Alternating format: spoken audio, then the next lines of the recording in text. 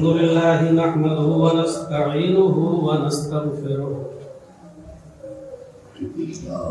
ونعوذ بالله من شرور أنفسنا ومن سيئات أعمالنا من يهده الله فلا مضل له ومن يضلله فلا هادي له وأشهد أن لا إله إلا الله وحده لا شريك له وأشهد أن محمدا عبده ورسوله أما بعد فإن خير الحديث كتاب الله وخير الهدي هدي محمد صلى الله عليه وسلم وشر الأمور محدثاتها وكل محدثة بدعة وكل بدعة ضلالة وكل ضلالة في النار. أعوذ بالله من الشيطان الرجيم. بسم الله الرحمن الرحيم. ادع إلى سبيل ربك بالحكمة والموعظة الحسنة رب اشرح لي صدري ويسر لي أمري واحلل عقدة من لساني يفقهوا قولي. حمد و ثنا، تعریف و توصیف، کبریائی و بڑائی کی لائق ذات اللہ سبحانہ و تعالیٰ کی ہے جو وحدہ لا شریک ہے، جو احکم الحاکمین ہے، جو رب العالمین ہے، اور جو ذات لا کل شیء قدیر ہے، کائنات کی ہر شے کو. اسی سے ہم یہ دعا کرتے ہیں کہ اللہ العالمین قیامت کی صبح تک درود و سلام کے بے شمار درود کی بارش فرما تمام پیغمبروں پر، اور بالخصوص رحمت للعالمین جناب محمد رسول اللہ صلی اللہ علیہ وسلم کی ذات گرامی پر صلی وسلم وبارک علیہ. جمعہ کا خطبہ بہت ہی مختصر ہوتا ہے، ہونا بھی چاہیے. نبی اکرم صلی اللہ علیہ وسلم کی حدیث بھی یہی ہے، بلکہ عقل مند اور دانش مند انسان اللہ کے نبی نے اس کو بتایا ہے جو لوگوں کی ضروریات کو سامنے رکھتے ہوئے جمعہ کا خطبہ مختصر. اس مختصر سے خطبے کے اندر مجھے آپ کے سامنے جو باتیں پیش کرنی ہے وہ حالات حاضرہ سے تعلق ہے. اس وقت پوری دنیا کے اندر اور بالخصوص ہم اپنے جس ملک میں رہتے ہیں، اس وطن عزیز میں ہندوستان کے اندر، حالات بڑے ناخوشگوار ہیں. ہماری شناخت، ہماری آئیڈینٹی، ہماری پہچان، ہمارا تشخص تک ہم سے چھیننے کی کوشش کی ہے. لوگ چاہتے بھی یہی ہیں کہ ان کو آپس میں لڑائیں، ڈو اینڈ ڈیوائڈ کی پالیسی اپنانا چاہتے ہیں کہ ہمیں کچھ نہ کرنا پڑے اور مسلمانوں کو مسلمانوں ہی سے آپس میں لڑائیں. کبھی ٹرپل طلاق کا مسئلہ آتا ہے، کبھی پردے کا مسئلہ، حجاب کا مسئلہ آتا ہے.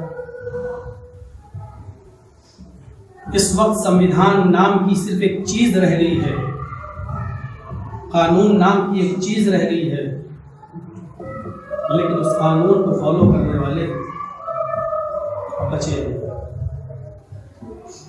اس وقت ہماری ذمہ داری کیا ہے؟ یہ ہر مسلمان کو غور کرنا چاہیے، سوچنا چاہیے اور سمجھنا چاہیے. قرآن کریم نے دعوت و تبلیغ جیسی چیز کو بھی ایک شرط کے ساتھ لاگو کیا ہے کہ ادعو الی سبیل ربک بالحکمہ. جب تم لوگوں کو دین کی دعوت دو، اسلام کی دعوت دو، توحید کی دعوت دو، تو اس دعوت میں بھی آپ کا انداز جارحانہ نہیں ہونا چاہیے، قاتلانہ نہیں ہونا چاہیے، بلکہ لوگوں کو بہت ہی حکمت، دور اندیشی کے ساتھ آپ اسلام کی دعوت دیں۔ ہر کام کے اندر حکمت عملی بہت ضروری ہے۔ اسی حکمت عملی کی وجہ سے نبی اکرم صلی اللہ علیہ وسلم نے اکثر جنگیں جیتی تھی، ورنہ 313 مسلمان 1000 کافروں کا مقابلہ جنگ بدر میں کیسے کر سکتے تھے؟ ان کے پاس ہتھیار تھے، ہمارے پاس کچھ نہیں تھا۔ پورے جنگ بدر میں صرف 313 صحابہ کرام ہوں اور صرف 2 اونٹ۔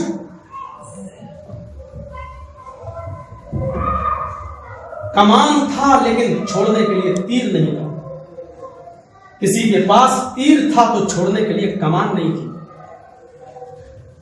مقابلے کے لیے تلوار تھی لیکن دشمن کی تلوار سے بچنے کے لیے ڈھال نہیں تھی، ڈھال تھی تو تلوار نہیں تھی۔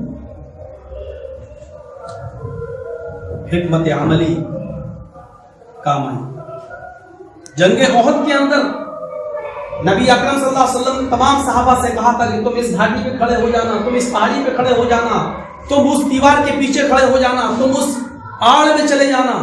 تمام صحابہ کرام کو اپنی حکمت عملی سے آپ نے جگہ متعین کر دی اور یہ بھی کہہ دیا حالات چاہے کتنے ناگفتہ ہو جائیں، حالات چاہے کتنے خراب ہو جائیں، افواہیں چاہے کتنی پھیلا دی جائیں، لیکن تمہیں اپنا مقام نہیں چھوڑنا ہے۔ جب کافروں نے دیکھ لیا کہ ان لوگوں نے تو چاروں طرف سے قبضہ کر رکھا ہے، ہم کہیں سے گھس نہیں سکتے اور اس پر حملہ نہیں کر سکتے، تو نبی اکرم کے انتقال کی خبر ایک افواہ اڑا دی، محمد رسول اللہ اس جنگ میں مارے گئے۔ صحابہ کرام نے آپس میں سوچا کہ جب نبی ہی نہیں رہے تو ہمیں اس دنیا میں رہنے کا کیا حق ہے، اور وہ سب اپنا وہ مقام جہاں نبی اکرم نے کھڑا کیا تھا سب چھوڑ کے واپس آ گئے، اور اسی وقت کافروں نے گھات لگا کر جو بیٹھے تھے حملہ کر دیا۔ کچھ صحابہ کرام شہید ہوئے اور پھر دوسری حکمت عملی اپنائی گئی تو اللہ کے رسول صلی اللہ علیہ وسلم پھر جامبد ہوئے اور پھر ان کو شکست دی، لیکن شروعاتی مرحلے میں آپ کو شکست ہو چکی تھی، دندان مبارک بھی اللہ کے نبی کے شہید ہوئے۔ کیوں؟ کیونکہ حکمت عملی چھوڑ دی تھی۔ موجودہ ہمارے حالات ہمیں حکمت عملی کی طرف بلا رہے ہیں، موجودہ حالات ہم سے چیخ چیخ کر یہ کہہ رہے ہیں کہ آپ یہ مت دیکھیے کہ ہمارے لیے کون اچھا ہے۔ اس وقت کوئی اچھا نہیں ہے ہمارے لیے، جس کو ہم اپنی زبان میں کہتے ہیں کہ چور چور منہ سے بھائی۔ اس وقت حکمت عملی کا تقاضا یہ ہے کہ ہم یہ دیکھیں کہ ہمارا کم نقصان کس میں ہے، ہماری آنے والی نسلوں کا کم نقصان کس میں ہے۔ نقصان تو ہر حال میں ہمیں ہے، لیکن ہمیں یہ دیکھنا ہے کہ ہمیں کم نقصان کس میں ہے۔ اور اس سلسلے کی بے شمار مثالیں آپ کو قرآن و حدیث کے اندر مل جائیں گی۔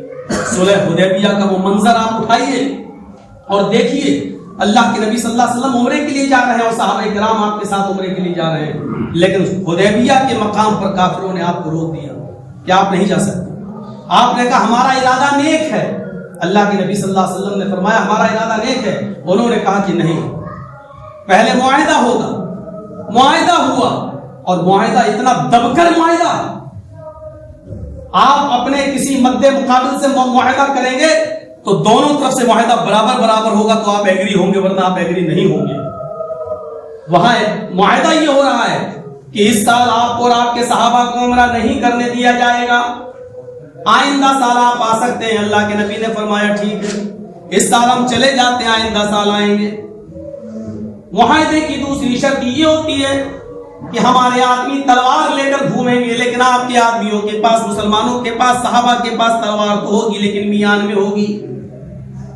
آپ نے فرمایا ہم لڑنے کے ارادے سے نہیں آئیں گے، ہمیں تمہاری یہ شرط بھی منظور ہے کہ ہماری تلواریں میان کے اندر ہوں گی۔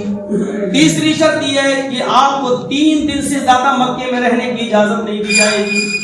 مکے میں ہمارے باپ دادا کی پراپرٹی آج بھی پڑی ہوئی ہے، ہم وہاں پیدا ہوئے، ہمارے ماں باپ کی زمینیں آج بھی ہیں، لیکن ہم ہی کو ہماری زمینوں پر رہنے کا ادھیکار نہیں ہے۔ حالات دیکھیے، ہم ہی کو ہماری زمین پر رہنے کا ادھیکار نہیں ہے۔ آپ نے کہا ٹھیک ہے، ہم 3 دن سے زیادہ نہیں رکیں گے۔ چوتھی شرط یہ لگائی جاتی ہے، ہمارا کوئی آدمی اگر بھاگ کر مدینے جائے گا تو آپ کو واپس کرنا ہوگا، لیکن آپ کا کوئی صحابی اگر بھاگ کر مدینے سے مکے آ گیا اور ہم نے اس کو پکڑ لیا تو ہم واپس نہیں کریں گے۔ موازنہ دیکھ رہے ہیں، کچھ ہے اس میں؟ ایک طرفہ ساری شرطیں آپ ہی کی، اللہ کے نبی صلی اللہ علیہ وسلم فرماتے ہیں کہ مجھے تمہاری یہ شرط بھی منظور ہے۔ پھر صلح ہوتا ہے اس شرط پر کہ مجھے یہ ساری شرطیں منظور ہیں، محمد رسول اللہ کو تمہاری یہ شرطیں منظور ہیں۔ یہاں پر وہ سمجھوتا ہو رہا ہے جس کو کوئی مسلمان گوارا نہیں کر سکتا۔ سہیل جو قریش کا سردار بن کر گیا تھا، اس نے کہا محمد، ہم آپ کو محمد ابن عبداللہ مانتے، رسول اللہ نہیں مانتے، اور اس میں لکھا ہوا ہے کہ رسول اللہ کو یہ شرطیں منظور ہیں، لہذا رسول اللہ کاٹا جائے اور یہ لکھا جائے کہ محمد ابن عبداللہ کو یہ شرطیں منظور ہیں۔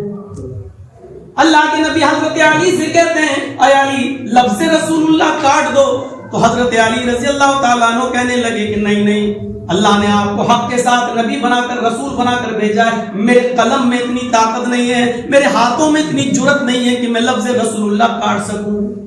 تب اللہ کے نبی نے فرمایا کہ مجھے بتاؤ کہ رسول اللہ کہاں لکھا ہوا ہے؟ بتایا یہ لکھا ہے۔ تب آپ نے اس کو خود اپنے ہاتھ سے کاٹ دیا، یہ کہتے ہوئے کہ میں عبداللہ کا بیٹا محمد بھی ہوں اور میں اللہ کا رسول محمد بھی ہوں، میں محمد رسول اللہ بھی ہوں، میں محمد ابن عبداللہ بھی ہوں۔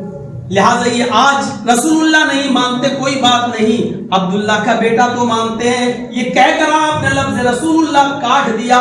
صحابہ کرام کے دلوں سے پوچھو کہ کیا گزر رہی ہوگی۔ حضرت عمر فاروق تو وہیں پر آ جاتے ہیں اور نبی اکرم کا ہاتھ پکڑ کر کہتے ہیں کہ میرے ایک سوال کا جواب دے دیجئے۔ اے اللہ کے نبی، آج آپ کو ایک سوال کا جواب دینا ہوگا۔ اللہ کے نبی نے کہا عمر تم مجھ سے سوال کر رہے ہو؟ کہ ہاں، آپ سے نہیں کریں گے تو کس سے کریں گے؟ السنا علی الحق، یہ بخاری شریف کے حدیث کے الفاظ ہیں۔ اے اللہ کے رسول، کیا ہم حق پر نہیں ہیں؟ اللہ کے نبی نے فرمایا ہاں ہم حق پر ہیں۔ وَهُمْ عَلَى الْبَاطِلِ، کیا یہ لوگ جن سے آپ سمجھوتا کر رہے ہیں کیا یہ جھوٹے نہیں ہیں؟ آپ نے فرمایا ہاں یہ جھوٹے ہیں۔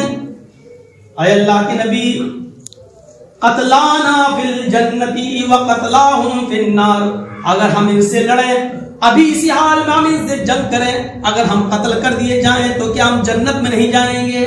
اور اگر ہم ان کو مار دیں تو کیا یہ جہنم میں نہیں جائیں گے؟ اللہ کے نبی فرماتے ہیں ہاں ہم حق پر ہیں، اگر ہم لڑتے ہیں، جنگ کرتے ہیں، ہم مارے جاتے ہیں تو جنت میں جائیں گے، ان کو مارتے ہیں تو یہ جہنم میں جائیں گے۔ تو حضرت عمر کہتے ہیں پھر ایسی صورتحال میں آپ ہمیں لڑنے کا حکم کیوں نہیں دے رہے ہیں، جہاد کی اجازت کیوں نہیں دے رہے ہیں؟ اے اللہ کے نبی، اگر ہم مارے جائیں تو جنت میں، اور اگر ان کو مارے تو ان کو جہنم میں پہنچانے کے لیے ہم تیار ہیں، پھر آپ نے ہم کو اجازت کیوں نہیں دی ہے؟ اتنی ذلت کے ساتھ، اتنی رسوائی کے ساتھ آپ سمجھوتا کیوں کر رہے ہیں؟ اللہ کے نبی صلی اللہ علیہ وسلم فرماتے ہیں کہ اے عمر، جو اس وقت میری دور اندیشی، میری عقل کہہ رہی ہے، اس وقت تم اس عقل سے کام نہیں لے رہے ہو۔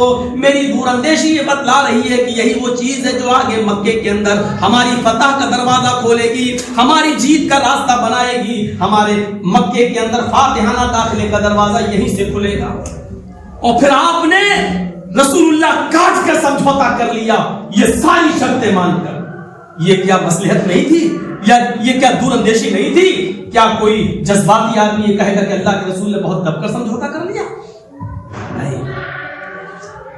اسی موقع پر ایک صحابی ہے، وہ اگر کہتے ہیں کہ اگر اللہ رب العالمین نے مجھے اجازت دی ہوتی، اگر اللہ کی طرف سے ایک حکم ایسا ہوتا کہ تم بھی محمد رسول اللہ کی نافرمانی کر سکتے ہو، اپنی پوری زندگی میں ایک بار نبی اکرم کے کسی حکم کو ٹھکرا سکتے ہو۔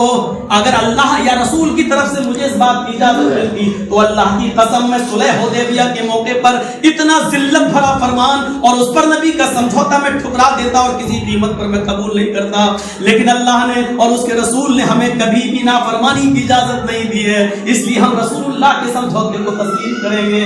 اگر اللہ نے ایک حکم دیا ہوتا اپنی پوری زندگی میں تم ایک بار نبی کی نافرمانی کر سکتے ہو، یا رسول اللہ صلی اللہ علیہ وسلم نے اجازت دی ہوتی کہ پوری زندگی میں تم ایک مرتبہ میری نافرمانی کر سکتے ہو، تو میں صلح حدیبیہ کے موقع پر نافرمانی کر لیتا۔ نہیں مانتا میں کسی قیمت پر اس صلح۔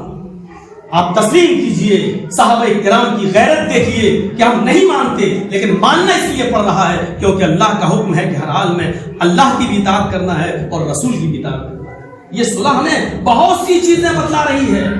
اللہ کے نبی صلی اللہ علیہ وسلم کے پاس ایک نوجوان آتا ہے اور یہ کہتا ہے کہ اللہ کے نبی صلی اللہ علیہ وسلم مجھے اجازت دیجیے کہ میں زنا کروں۔ صحابہ کرام ڈانٹ رہے ہیں، کیا نبی سے کس چیز کی اجازت؟ لیکن اللہ کے رسول کی مصلحت دیکھی، آپ نے فرمایا نہیں اس کو ڈانٹو نہیں، ادھر آؤ، یہ نیا بھی اسلام کے اندر داخل ہوا ہے۔ آپ نے فرمایا جو کام تم جس لڑکی کے ساتھ کرنا چاہتے ہو، کیا وہ اپنی ماں کے ساتھ کرو گے، بہن کے ساتھ کرو گے، بیٹی کے ساتھ کرو گے، چچی و پھوپھی کے ساتھ کرو گے؟ کے سب کے بارے میں پوچھا اور سب کے بارے میں اس نے کہا نہیں، تو فرمایا پھر یہ کام دوسرا کیسے پسند کر لے گا کہ اس کی ماں بہن بیٹی کے ساتھ کیا جائے؟ وہیں پر وہ نادم ہوتا ہے۔ نبی اکرم کا یہ سوال دور اندیشی بتلاتا ہے۔ آپ اگر اس کو حقارت کے ساتھ بھگا دیے ہوتے یا کہہ دیا ہوتا کہ میں اللہ کا نبی ہوں، اللہ کے بعد سب سے بڑا درجہ میرا ہے اور تو میرے پاس کس چیز کی اجازت لینے کے لیے آیا، تو وہ آدمی متنفر ہو جاتا اور اسلام سے ہی دور ہو جاتا۔ لیکن میرے بھائیوں، یہ مصلحت و دور اندیشی تھی کہ ایک شخص نبی کے پاس آتا اور کہتا ہے کہ میرے اندر 4 برائیاں پائی جاتی ہیں، میں شراب پیتا ہوں، میں چوری کرتا ہوں، میں زنا بھی کرتا ہوں اور جھوٹ بھی بولتا ہوں، جبکہ چاروں کام اسلام میں حرام ہے۔ لیکن اللہ کے نبی صلی اللہ علیہ وسلم سے کہتا میں ایک کام چھوڑ سکتا ہوں جو آپ کہیں گے۔ آپ نے دور اندیشی کے ساتھ سوچ کر بتایا، پھر آپ نے یہ فرمایا کہ تم جھوٹ کو چھوڑ دو۔ اس آدمی نے کہا اللہ کے رسول میں پکا وعدہ کرتا ہوں آج کے بعد جھوٹ نہیں بولوں گا۔ اس نے اللہ کی قسم کھائی، لیکن اس جھوٹ کی وجہ سے اس نے شراب بھی چھوڑ دی۔ سوچا کہ کل اگر اللہ کے نبی نے پوچھ لیا کہ شراب پی تھی یا نہیں پی تھی اور میں نے کہہ دیا کہ ہاں پی تھی تو 40 کوڑے مارے جائیں گے، کیونکہ جرم کا اقرار میں خود کر رہا ہوں، اور اگر کہہ دیا کہ نہیں پی تھی تو جھوٹ ہو جائے، اور میں نے قسم کھائی ہے کہ جھوٹ نہیں بولوں گا، شراب چھوڑ دی۔ یہی زنا کے وقت سوچا، یہی چوری کے وقت سوچا، اور صبح ہی ہو کر آتا ہو کہتا اللہ کے رسول آپ نے جھوٹ چھڑوایا، لیکن جھوٹ نے میری 4 برائیاں چھڑوا دی۔ اللہ کے نبی مسکرا کر کہتے ہیں کہ فَإِنَّ الْكِذْبَ رَأْسُ الذُّنُوبِ، جھوٹ ہی تو تمام برائیوں کی جڑ ہے۔ تو مصلحت اور دور اندیشی دیکھو، آپ کہہ سکتے تھے نہیں اسلام میں 4 چیزیں حرام ہیں، 4 چھوڑنا پڑے گی، 4 کا نام سنتا تو بھاگ جاتا، ہم پہ نہیں چھوٹے گی، پھر وہ ایک بھی نہیں چھوڑتا۔ لیکن مصلحت اور دور اندیشی، یہ حالات چیخ کر کہہ رہے ہیں کہ مصلحت کیا ہے، دور اندیشی کیا ہے، ہمارا کم نقصان کس میں ہے، ہمارا زیادہ نقصان کس میں ہے۔ ہمیں عقل مندی اور شعور سے کام لینے کی ضرورت ہے۔ اور لاسٹ میں ایک واقعے کی طرف آپ کو یاد ہوگا، اور نہ ہو یاد تو میرا 3 خطبہ پہلے کا جامع مسجد کا دوسرا تیسرا خطبہ سن لیجیے گا، یوٹیوب پہ پڑا ہوا ہے۔ جنگل کے اندر 3 جانور تھے، شیر، بھیڑیا اور لومڑی، اور تینوں نے شکار کرنے کے لیے پلاننگ بنایا کہ ہم شکار کرنے چل رہے ہیں۔ شیر نے ہرن مارا، بھیڑیے نے بکری کا شکار کیا اور لومڑی نے خرگوش کا شکار کیا، اور تینوں جانور رکھ دیے شیر کے سامنے، ہرن بھی، بکری بھی اور خرگوش بھی۔ شیر سے کہا یہ ہے جانور۔ شیر نے کہا بھیڑیے فیصلہ کرو کہ کون سا جانور کون کھائے گا، 3 جانور ہیں، ہم لوگ بھی 3 ہیں، فیصلہ کرو کہ کس کو کیا کھانا ہے۔ بھیڑیا عقل مندی سے کام نہیں لے پایا، اس کو کہنا چاہیے تھا صاحب جنگل کے راجا تو آپ ہیں، بادشاہ تو آپ ہیں، آپ کا فیصلہ ہم لوگ مانیں گے، ہم کون ہوتے ہیں فیصلہ کرنے والے۔ بھیڑیے نے فوراً کہا کہ شیر نے مجھے بڑا مان لیا، اشارہ سمجھ رہے ہیں نا، ہمیں ہلکی سی پوسٹ مل جائے تو ہم فلاں پارٹی کے یہ ہو گئے، ہم فلاں پارٹی کے یہ ہو گئے۔ بھیڑیے کو تھوڑی سی اجازت دے دی، بھیڑیا اپنے آپ کو سب کچھ سمجھنے لگا۔ بھیڑیے نے کہا بہت آسان، وہ یہ نہیں دیکھ پایا کہ بادشاہ کتنا ظالم ہے، وہ یہ نہیں سمجھ پایا کہ اس کا ظلم و ستم پورے جنگل میں مشہور ہے، لیکن اس نے سوچا کہ شیر نے مجھ پر بھروسہ کر لیا اور اس نے فیصلہ کیا کیا، بہت آسان، راجا صاحب ہرن آپ کھا لیجئے، بڑا جانور ہے، میں نے بکری ماری، بکری میں کھا لیتا ہوں. اور لومڑی سے کہا یہ خرگوش کھا لیتی ہے کیونکہ اس نے خرگوش کا شکار کیا. ظالم تو ظالم ہی تھا. شیر نے کہا اچھا یہ اتنا بیکار فیصلہ، اتنا گرا ہوا فیصلہ. شیر کو غصہ آیا اور ایک جھپٹا مارا اور بھیڑیے کو مار ڈالا.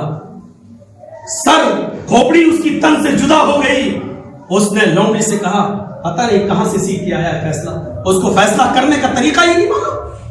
لومڑی سے کہا تم فیصلہ کرو، کیا فیصلہ کرتی ہو، بتاؤ کون سا جانور کون کھائے گا. لومڑی نے دیکھا بھیڑیے کے فیصلے سے سبق حاصل کر لیا، عبرت لے لیا. اس نے کہا بالکل غلط فیصلہ کیا تھا صاحب. اس نے تو کہا آپ فیصلہ کریے. لومڑی سے کہا کیا ہے.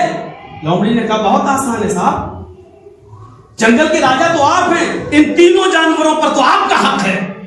صبح ہرن کھا لیجیے آپ، شام کو بکری کھا لیجیے آپ، اور منہ کا ذائقہ ٹیسٹ بدلنے کے لیے دوپہر میں آپ خرگوش کھا لیجیے. تینوں جانور آپ کے ہیں. شیر نے لومڑی کی پیٹھ تھپتھپائی اور کہا واہ واہ کتنا اچھا فیصلہ کیا، کہاں سے سیکھا تو نے یہ فیصلہ کرنا. لومڑی نے کہا اسی بھیڑیے سے سیکھا ہے. اس واقعے سے آپ کو بہت کچھ سبق میں مل گیا ہوگا. بھیڑیے کا فیصلہ غلط نہیں تھا، بھیڑیے کا فیصلہ بالکل صحیح تھا، لیکن حالات کے تقاضے کے تحت اس نے ظالم کے سامنے حق فیصلہ کیا. اس کا انجام کیا ہوا. لومڑی کا فیصلہ بالکل غلط تھا، لیکن غلط فیصلہ کرنے کے باوجود اس نے اپنے آپ کو بچا لیا. اس وقت آپ کو اپنے آپ کو بچانا ہے ظالم کے منہ سے، آپ کو اپنے آپ کو بچانا ہے قاتل کے منہ سے، آپ کو اپنے آپ کو بچانا ہے ظلم و ستم اور بربریت کی چکی سے اپنے آپ کو نکالنا ہے. مجھے امید ہے کہ میرے اس واقعے سے آپ بہت کچھ سمجھ گئے ہوں گے. مسجدوں کے ممبر اس لیے نہیں ہوتے کہ وہاں کسی پارٹی کا سپورٹ کیا جائے. مسجدوں کے ممبر اس لیے ہوتے ہیں کہ وہاں سے مسلمانوں کو ایک کیا جائے اور وہاں سے اپنی قوم کو ایک جہتی کا درس دیا جائے اور ایک پلیٹ فارم پر لانے کی کوشش کی جائے. میرے پیارے ساتھیوں، آپ ایک پلیٹ فارم پہ آئیے، اپنا بڑا اور چھوٹا نقصان دیکھیے اور یہ دیکھیے کہ مصلحت کا تقاضا کیا ہے. اس وقت ہم لومڑی ہے اور شیر ظالم ہے. لومڑی کی عقل مندی وہی تھی کہ فیصلہ غلط ہی صحیح کیا لیکن اپنے آپ کو بچا لیا. ہم بچیں گے تو ہماری نسل بچے گی، ہم محفوظ رہیں گے تو ہماری نسل محفوظ رہے گی. اس وقت اپنے آپ کو ہمیں بچانے کی ضرورت ہے. بس ایک مثال اور دے دیتا ہوں. اس وقت میرے بھائیوں صورتحال یہ ہے کہ اس وقت ایک بکری خریدو تو 6-7-8 ہزار سے کم کی نہیں ملے گی، نارمل، اچھی نہیں اور بالکل گھٹیا بھی نہیں. ایک گائے اور بھینس خریدو تو وہ بھی 10-12 ہزار سے کم کی نہیں ملے گی. اور ایک کتا نارمل خریدو وہ تو 2.5-3 لاکھ کے بھی کتے مل رہے ہیں، لیکن نارمل کتا بھی اگر آپ خریدنے جاؤ تو کم سے کم 10,000-12 ہزار سے کم کا، جو گھر میں پالے جاتے ہیں کتے وہ بھی آپ کو 10-12 ہزار سے کم نہیں ملے گی. کتے کی قیمت پھر بھی 10-12 ہزار ہے، لیکن انتخاب اور الیکشن کے موقع پر ہماری قیمتیں دیکھ لیجیے گا آپ. 500 روپے دے کر 1,000 روپے لے کر جہاں وہ کہیں گے ہم وہی ووٹ دے دیں گے. ایک معمولی اور نارمل کتے سے بھی زیادہ سستے ہو چکے ہیں ہمارے ضمیر، ہمارے دل، ہمارے گردے، ہمارے احساسات ایک نارمل کتے سے بھی زیادہ حقیر اور ذلیل ہو چکے ہیں. ہم اپنے آپ کو کس مقام پر لا کر ہم نے اپنے آپ کو کھڑا کر لیا ہے کہ ایک کتے کی قیمت ہمارے ضمیر سے زیادہ ہے، ہمارے احساس سے زیادہ ہے، ہماری قیمت سے زیادہ ہے. ہم اللہ سے دعا کرتے ہیں کہ اللہ رب العالمین تو نے ہمیں اشرف المخلوقات بنایا ہے، ہمیں اپنی حیثیت و مقام سمجھنے کی توفیق عطا فرما. میرے پیارے ساتھیوں، ہم پھر دعا کرتے ہیں اللہ تعالیٰ سے کہ ہمارے الہ ہمیں ایک ہونے کی توفیق عطا فرما، ہمیں مصلحت سے کام لینے کی توفیق عطا فرما، ہمیں دور اندیشی سے کام لینے کی توفیق عطا فرما. اے اللہ، ہم تمام مسلمانوں کو اتفاق اور اتحاد کے ایک پلیٹ فارم پہ جمع ہونے کی توفیق عطا فرما. اتفاق رہے گا تو ہم حجاب کے برود میں جو لوگ آواز اٹھا رہے ہیں ہم حجاب کے حق میں آواز اٹھا سکتے ہیں. میرے بھائیوں، شاید آپ کو معلوم ہوگا ٹرپل طلاق کا مسئلہ جب اٹھا تھا تو یہ ٹرپل طلاق کا مسئلہ ہے حدیثوں کے فیور میں تھا. 3 طلاق ہم نہیں مانتے ہیں، ایک ہی مانتے ہیں، لیکن جب اٹھا تو اس وقت ہم لوگوں نے اور ہماری جماعت کے امیر اصغر صاحب نے مسلم پرسنل لا بورڈ کا ساتھ دیا تھا اور یہ کہا تھا کہ اس وقت ہم تمہارے ساتھ ہیں، کیونکہ گورنمنٹ حکومت تو یہی چاہتی ہے کہ کو آپس میں لایا جائے. میرے بھائیوں، یہ ہمارے گھر کے جھگڑے ہم گھر میں نپٹا لیں گے لیکن گورنمنٹ کو موقع نہیں دیں گے. باوجود اس کے کہ ٹرپل طلاق کا مسئلہ ہمارے فیور میں تھا، لیکن اس کے باوجود ہم نے مسلم پرسنل لا کا ساتھ دیا. یہی مصلحت تھی، یہی دور اندیشی تھی. میرے بھائیوں، اب دور اندیشی کیا ہے ہم سے زیادہ آپ جانتے ہیں. کیونکہ حالات سے آپ زیادہ واقف ہیں، اپنے اٹاوا کے حالات سے آپ زیادہ واقف ہیں، یو پی کے حالات سے آپ زیادہ واقف ہیں. ہمیں تو جو کرنا تھا بنگال کی سرزمین پر ہم نے کر لیا، آپ کو یو پی کی سرزمین پر کرنا ہے. کل تک زی نیوز نے ہم کو دکھلایا ہے، آپ دیکھیے اور نوٹ کر کے دیکھیے. کل تک زی نیوز نے، جبکہ 1.5 سال سے ہم نے اتر پردیش میں تقریر نہیں کی ہے، لیکن کل تک ہم کو زی نیوز دکھلا رہا ہے صرف ہندو لوگوں بھائیوں کو ایک کرنے کے لیے. تو اس وقت ہماری یکجہتی ہی ہمیں اچھا احساس دلا سکتی ہے اور ہمارا مستقبل اچھا بنا سکتی ہے. اللہ تعالیٰ سے پھر ایک بار دعا کرتا ہوں کہ اللہ رب العالمین تو ہمیں اتفاق اور اتحاد کے ایک پلیٹ فارم پر قائم فرما. اے اللہ ہمیں جمع ہونے کی، اتفاق کے ساتھ رہنے کی توفیق عطا فرما. جب تک تو ہمیں زندہ رکھ، اسلام میں زندہ رکھنا، اور جب ہمارا خاتمہ ہو تو ایمان پر ہمارا خاتمہ فرمانا. وما علینا الا البلاغ المبین وآخر دعوانا الحمدللہ رب العالمین.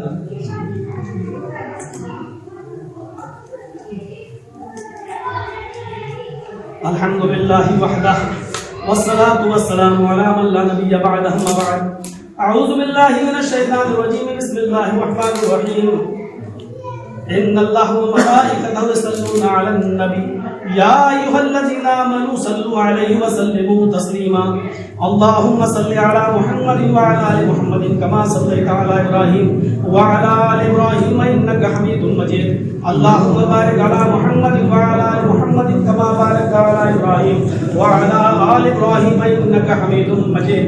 إن الله يأمر بالعدل والإحسان وإيتاء ذي القربى وينهى عن الفحشاء والمنكر والبغي يعظكم لعلكم تذكرون. واذكروا الله يذكركم وادعوه يستجب لكم ولذكر الله تعالى أعلى وأولى وأجل وأكبر.